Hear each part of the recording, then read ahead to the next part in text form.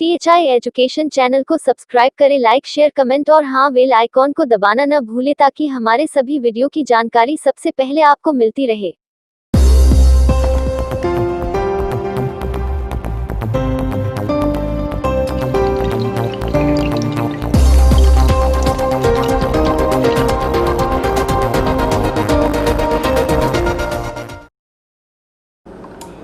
नमस्कार मित्रों, आज THI एजुकेशन चैनल में आपका फिर से स्वागत है। आपका अपना फेवरेट चैनल जहां हम फिजिक्स सीख रहे हैं। फिजिक्स में हमने बहुत ढेर सारी बातें सीखी बच्चों। आज भी हमको एक नई और बहुत ही दिलचस्प बात सीखनी है जो हमारे दैनिक जीवन से भी जुड़ा हुआ है, हमारी पढ़ाई से भी जुड़ा हुआ है। कौन दिलचस्प बात है बच्चों? हमको आज सीखना है वैद्युत विभव। वैद्युत विभव तो कम सुने होंगे आप, लेकिन आप वोल्टेज सुने होंगे बच्चों। इलेक्ट्रिक पोटेंशियल सुने होंगे, वोल्टेज सुने होंगे। वही इलेक्ट्रिक पोटेंशियल, वही वोल्टेज सीखने है आज हमको आपको।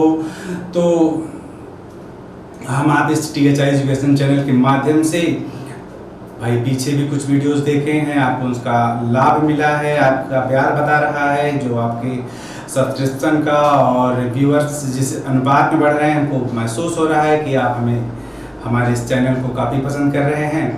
तो हम भी कोशिश करेंगे कि आपको ऐसे वीडियोस मिले जिन पर सारी टॉपिक्स इतनी सरलता से आपके सामने प्रेजेंट किया जाए कि आप उसका आनंद उठा सके। तो चलो बच्चों, हम आप सीखते हैं वैद्युत विभव। वैद्युत विभव सीखने से पहले हम सीखे हैं एक हेडिंग पीछे, वैद्युत क्षेत्र। वैद्युत क्षेत्र क्या होता है बच्चों? हम सीखे थे कि किसी आवेश या आवेश समुदाय के चारों ओर का वह क्षेत्र जिसमें वह दूसरे आवेशों को आकर्षित या प्रतिकर्षित करता है।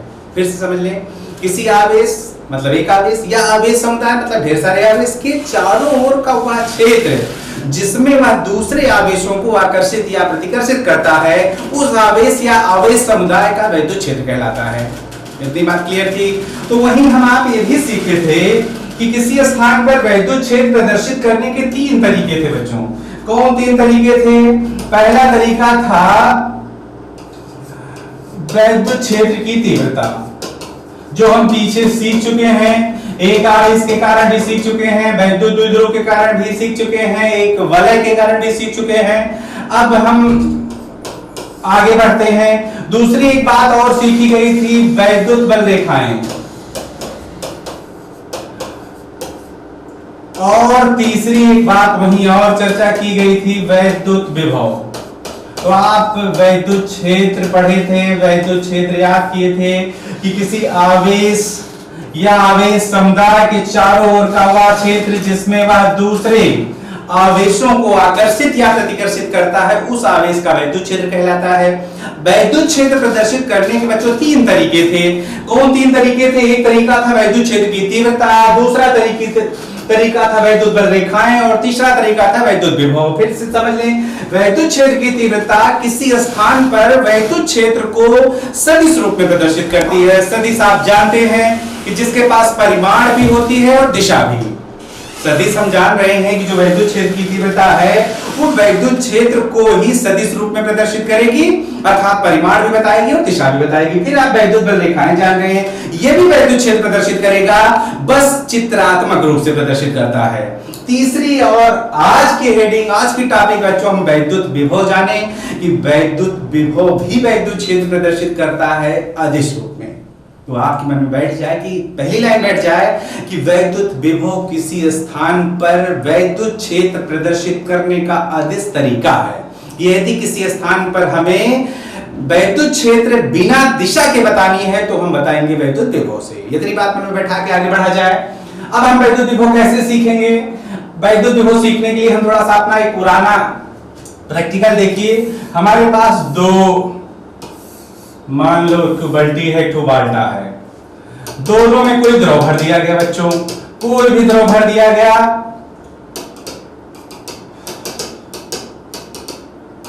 हम समझ रहे हैं कि इसमें द्रव इतना ऊंचा है H1, हम मान लेते हैं इसमें द्रव कुछ ऊंचा है, मान लेते हैं H2। बच्चों का आपसे पूछ ले इसमें प्रेशर बता दीजिए, तो प्रेशर क्या बता देंगे आप? P1 बराबर बता देंगे H1 रो G, जहां रो समझ रहे होंगे इस द्रव का घनत्व होगा, G गुरुत्वीय त्वरण है, बाकी H1 समझ ही रहे हैं। यहां प्रेशर पूछ ले हम द्रव का, तो आप बताएंगे H2 रो G। भाई हम आप इस P1 और P2 से समझें कि P1 और P2 दोनों बर्तनों में द्रव के तल को प्रदर्शित कर रहे हैं। P1 और P2 दोनों बर्तनों में द्रव के तल को प्रदर्शित कर रहे हैं। आगे बढ़े, हमारे पास एक वस्तु है ये A, एक वस्तु है हमारे पास ये B। हम A को गर्म कर रहे हैं बच्चों, कुछ हीटर लगा दिए, गर्म हो रहा है। हम मान लेते हैं गर्म हो रहा है, इसका टेम्परेचर कुछ बढ़ गया, टेम्परेचर मान लेते हैं इसका T1 हो गया, फिर इसको भी गर्म किया, मान लेते हैं इसका टेम्परेचर T2 हो गया। बच्चों टेम्परेचर क्या बता रहा है? टेम्परेचर बता रहा है ऊष्मा के तल को। दाब ने क्या बताया था? द्रव के तल को। ताप क्या बता रहा है? ऊष्मा के तल को। तो दोनों बातें थोड़ा सा अपने दिमाग में बैठा लें कि जिस प्रकार से किसी स्थान पर दाब द्रव के तल को प्रदर्शित करता है, ताप ऊष्मा के तल को प्रदर्शित करता है, ठीक वैसे ही विभव आवेश के तल को प्रदर्शित करता है। तो आपके मन में एक लाइन और बैठ जाए कि विभव किसी स्थान पर आवेश के तल को प्रदर्शित करता है, या आप विभव को कह सकते हैं कि वह राशि है जो किसी स्थान पर किसी वस्तु में आवेश के लेवल को, आवेश के तल को प्रदर्शित करेगी। इतनी बात क्लियर हो गई होगी बच्चों। दो बात क्लियर हो गई। एक लाइन तो क्लियर हुई कि विभव किसी स्थान पर वैद्युत क्षेत्र प्रदर्शित करने का आदिश तरीका है। दूसरी लाइन आपके मन में क्लियर हुई कि विभव किसी आवेशित वस्तु में आवेश के तल को प्रदर्शित करता है। चलिए और आगे बढ़ा जाए। अगर हम एक नली लगा के दोनों को जोड़ दें तो होगा क्या बच्चों? आप जान रहे हैं कि द्रव ज्यादा दाब वाले से कम दाब वाले की तरफ जाने लगेगा। कब तक जाएगा? जब तक कि दोनों के दाब बराबर ना हो जाए। आप जानते हैं, प्रैक्टिकल किए हैं, ढेर सारा किए हैं। वैसे ही अगर यहां दोनों को सटा दें किसी तरीके से, तो आप जान रहे हैं कि ऊष्मा अधिक ताप वाली वस्तु से कम ताप वाली वस्तु में जाने लगेगी, और तब तक जाती रहेगी जब तक कि दोनों के ताप बराबर ना हो जाएं। बच्चों जैसे ये दोनों बातें चल रही हैं, वैसे ही एक और बात है।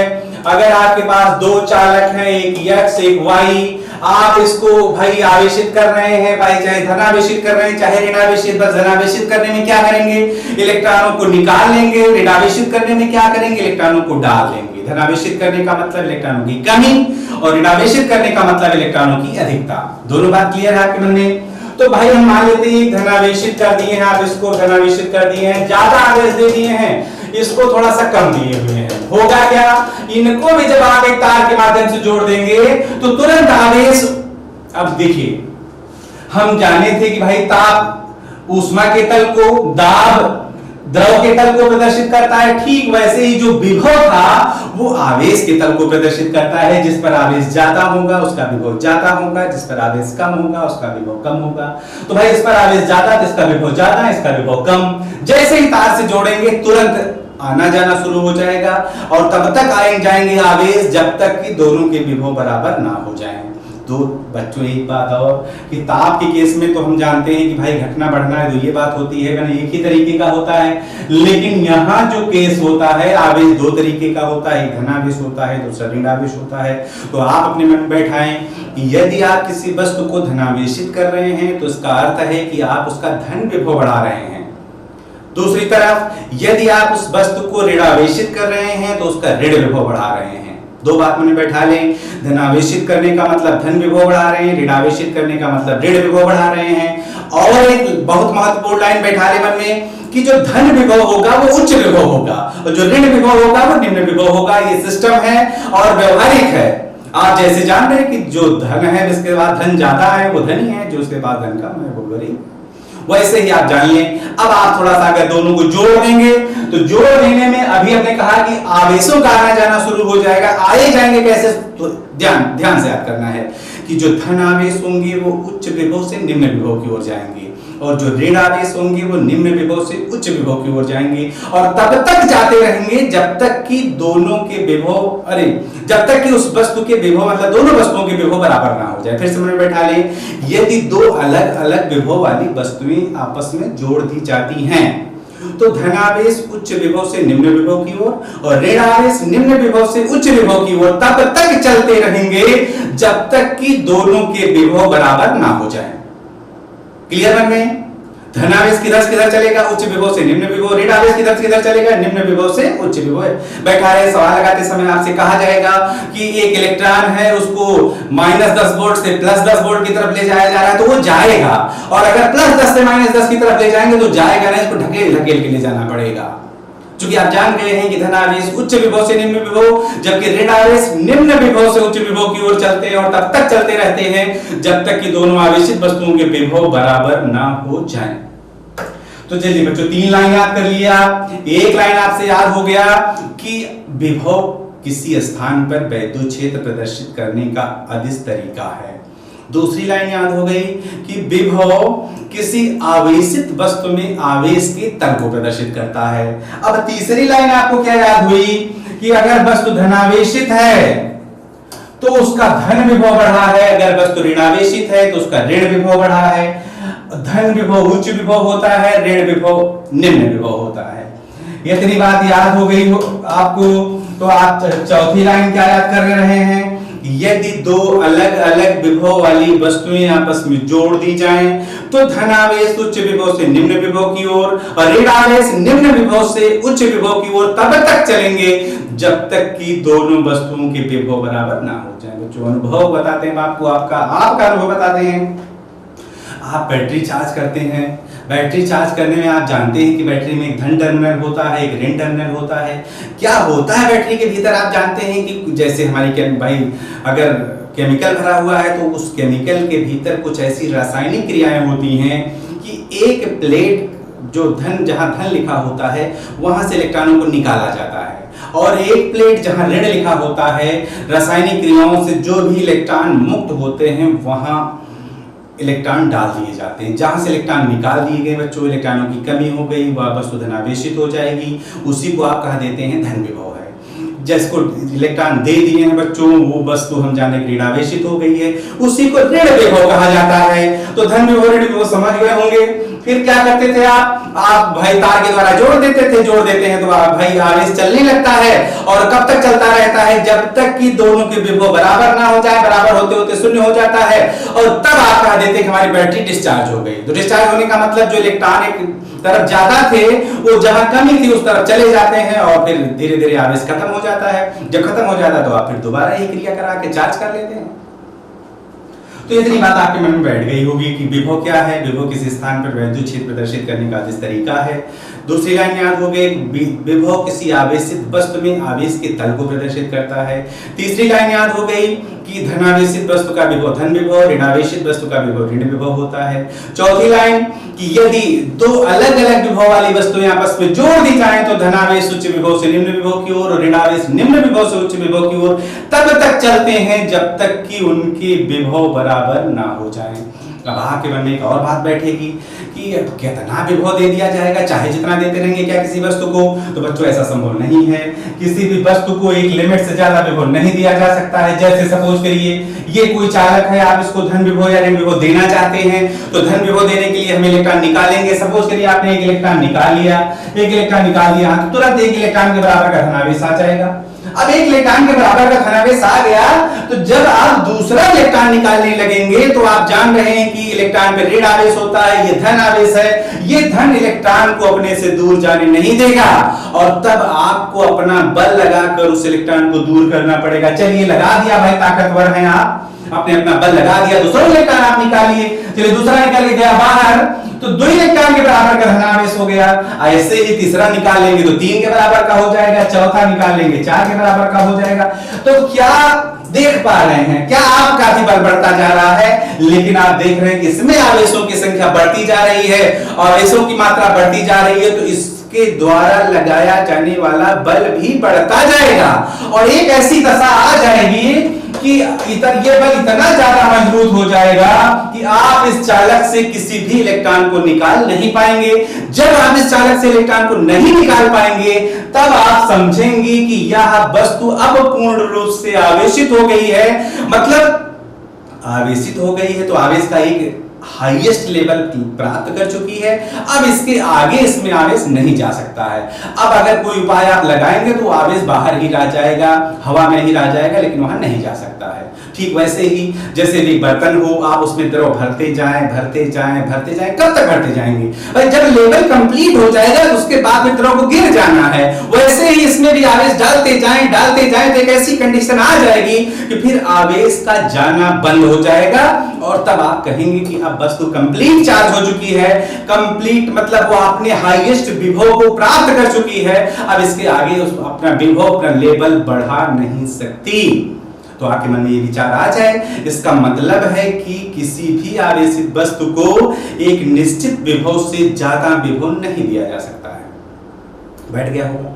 अब एक लाइन और आपके मन में बैठ जाना चाहिए कि भाई अगर आवेश देने पर ही विभव होता है तो जिसको ना दे पाए विभव तो उसका विभव क्या होगा? तो जिसको आवेश नहीं दे पाएंगे उसका विभव भी शून्य ही होगा।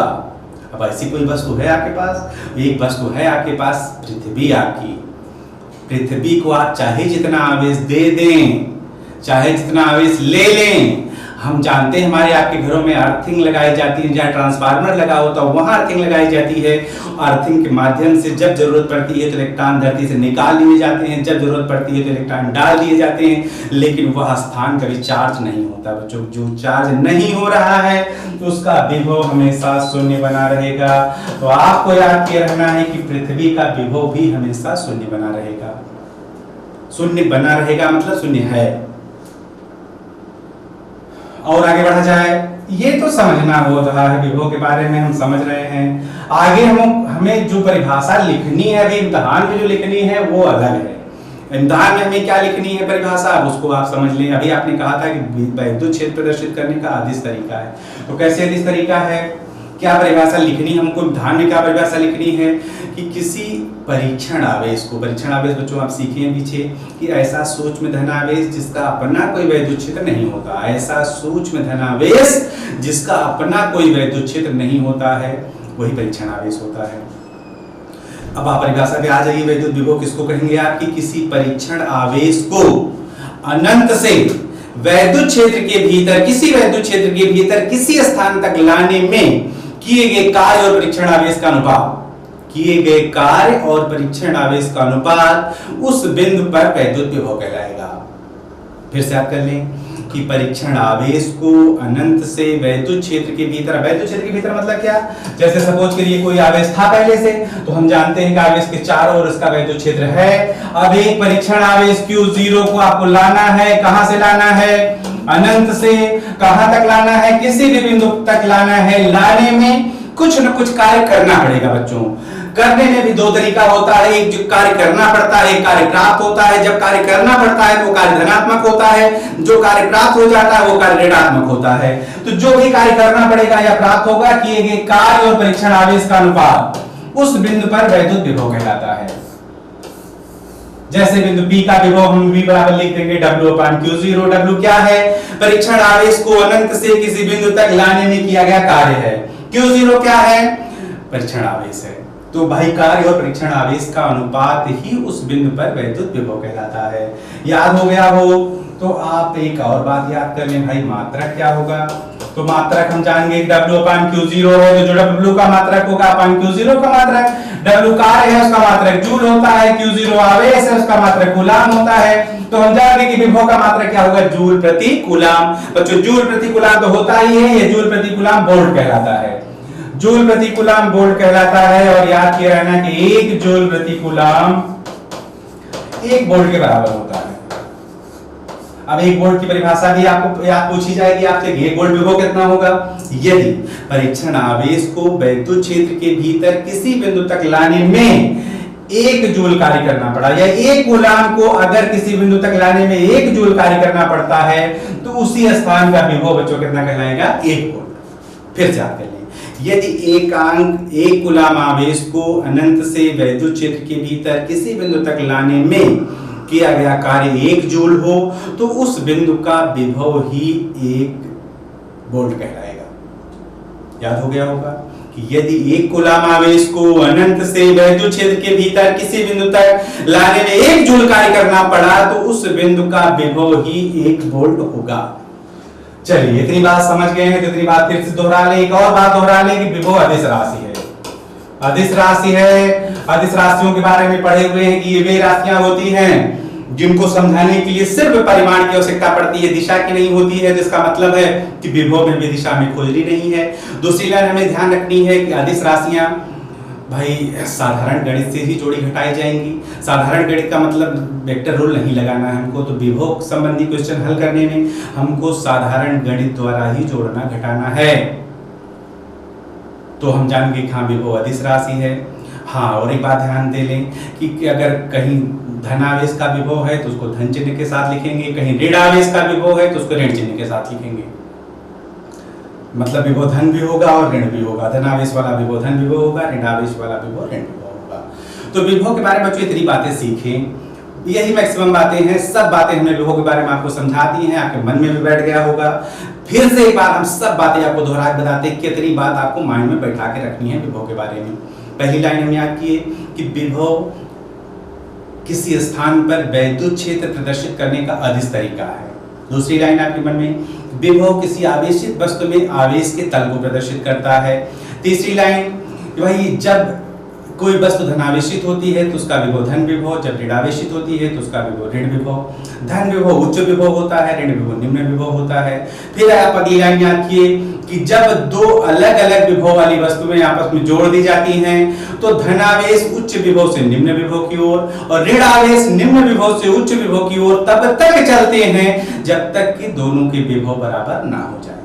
फिर आगे हम क्या सीखे थे कि भाई परिभाषा हमें इम्तिहान में लिखनी क्या है कि किसी परीक्षण आवेश को अनंत से वैद्युत क्षेत्र के भीतर किसी बिंदु तक लाने में किए गए कार्य और परीक्षण आवेश का अनुपात उस बिंदु पर वैद्युत विभव कहलाएगा। मन में बैठा लें, ये जो निकाले हैं सिर्फ बिंदु P का विभव होगा। यहाँ की बात करेंगे, Q की बात करेंगे तो Q तक लाने में किया गया कार्य और बटे परीक्षण आवेश करना पड़ेगा। P की बात कर रहे होंगे तो P तक लाने में किया गया कार्य बटे परीक्षण आवेश करेंगे। तो बच्चों हम जगह बदली है तो कार्य भी बदल जाएगा। तो आपके मन में यह भी बैठ जाए, इसका मतलब कि किसी भी वैद्युत क्षेत्र के अलग अलग बिंदुओं पर विभव अलग अलग हो सकते हैं। कहीं कहीं समान भी होंगे लेकिन अलग अलग भी हो सकते हैं। आपके मन में बैठा रहे, जहां कार्य अलग होगा वहां विभव भी अलग होगा।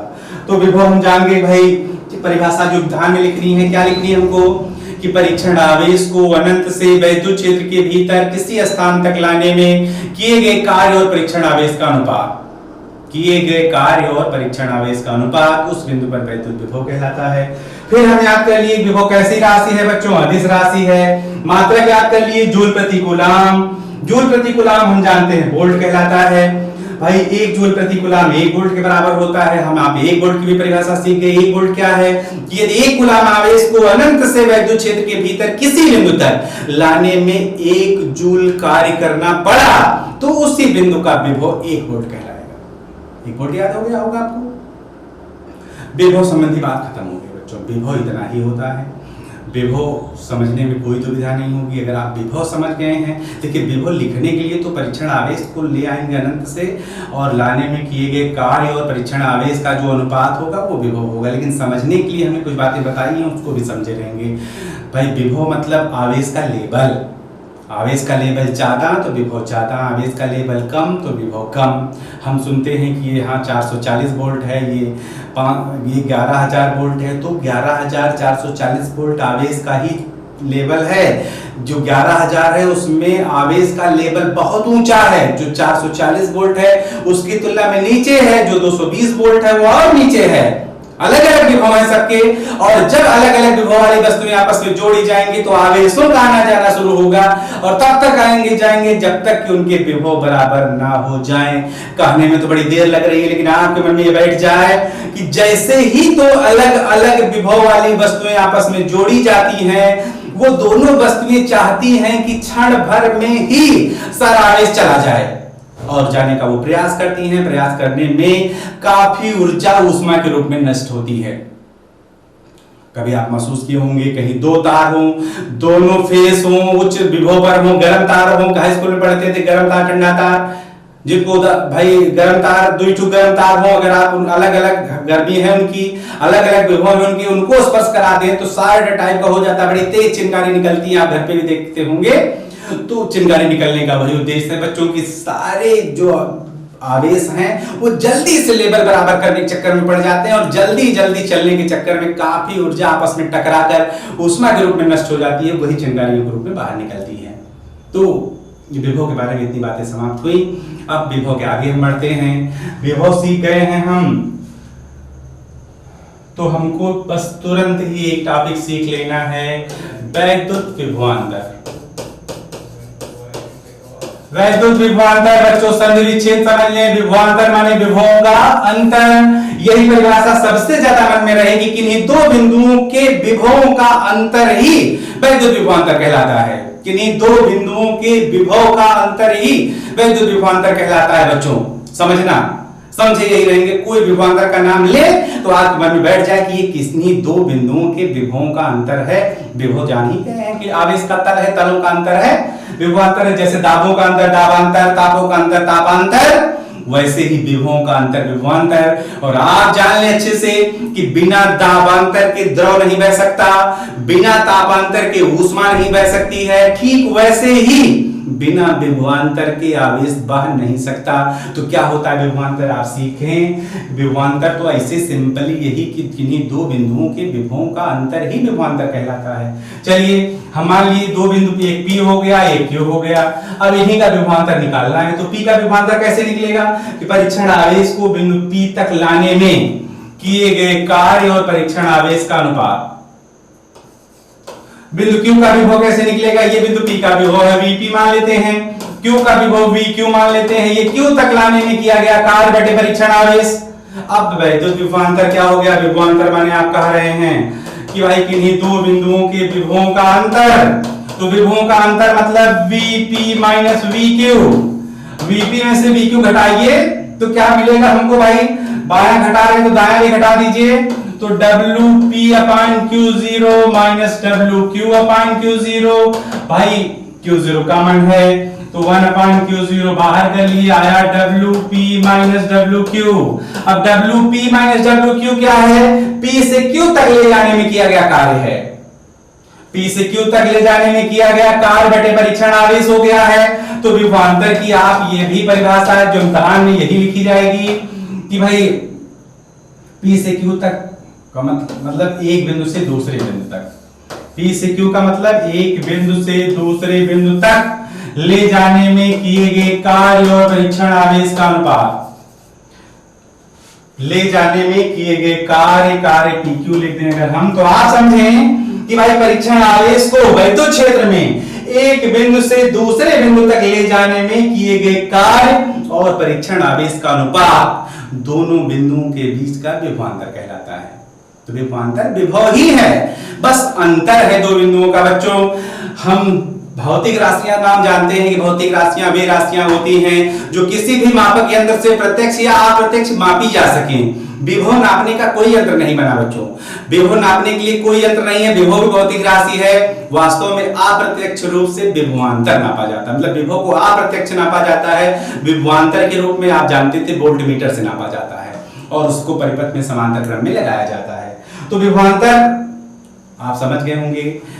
समझने में सिर्फ ये जाने कि किन्हीं दो बिंदुओं के विभवों का अंतर है, लिखने के लिए जाने कि परीक्षण आवेश को वैद्युत क्षेत्र में एक बिंदु से दूसरे बिंदु तक ले जाने में किए गए कार्य और परीक्षण आवेश का अनुपात ही दोनों बिंदुओं के बीच का विभवांतर कहलाता है। अब मात्रक निकालना चाहेंगे तो भाई जूल प्रति कूलाम हो जाएगा। जूल प्रति कूलाम आप सीख गए हैं कि जूल प्रति कूलाम वोल्ट भी होता है। एक जूल प्रति कूलाम 1 वोल्ट कहलाता है। यहां से 1 वोल्ट की परिभाषा पूछेंगे तो यहां क्या बताएंगे कि यदि परीक्षण आवेश को नहीं, एक कूलाम आवेश को वैद्युत क्षेत्र में एक बिंदु से दूसरे बिंदु तक, वहां क्या कहते थे अनंत से किसी बिंदु तक, यहां कहेंगे कि एक बिंदु से दूसरे बिंदु तक यदि ले जाने में किया गया कार्य 1 जूल हो तो दोनों बिंदुओं के बीच का विभवांतर 1 वोल्ट कहलाएगा। तब उन दोनों बिंदुओं के बीच का विभवांतर 1 वोल्ट कहलाता है। तो ये विभवांतर हो गया बच्चों। हम आज सीख गए वैद्युत विभव और वैद्युत विभवांतर। अब हम वैद्युत विभव एक आवेश के कारण, एक से अधिक आवेशों के कारण भी ज्ञान करना सीखेंगे। अगले वीडियो में, आज की वीडियो बच्चों यहीं समाप्त की जाती है। लाभ लेने के लिए क्रम से आप इस THI एजुकेशन चैनल के माध्यम से हमारी हर रेगुलर वीडियो को देखते रहेंगे तो टॉपिक बाय टॉपिक आपको सारे पद क्लियर होते रहेंगे। हम भाई कई बार हर टॉपिक को रिवाइज कर रहे हैं। आपके पास कॉपी कलम हो तो आप चाहे वीडियो रोक कर, चाहे भाई वैसे ही इतनी बार रिवाइज किया जा रहा है कि आप अपने आप लिख सकते हैं, तो सारे टॉपिक्स आप लिख भी सकते हैं। और अगर आप लिखते चल रहे हैं तो समझ लीजिए कि आपकी तैयारी मतलब नोट्स भी बनते जा रहे हैं, साथ साथ आप सीख भी रहे हैं। तो भाई इन सब बातों के साथ मैं अपनी बात खत्म करता हूँ। अगले वीडियो में कल फिर हाजिर होऊंगा आपकी इस प्यारे से चैनल THI एजुकेशन में। तब तक के लिए शुभ रात्रि। आवेशित हो गई है, उसी को ऋण विभव कहा जाता है। तो धन विभव ऋण विभव समझ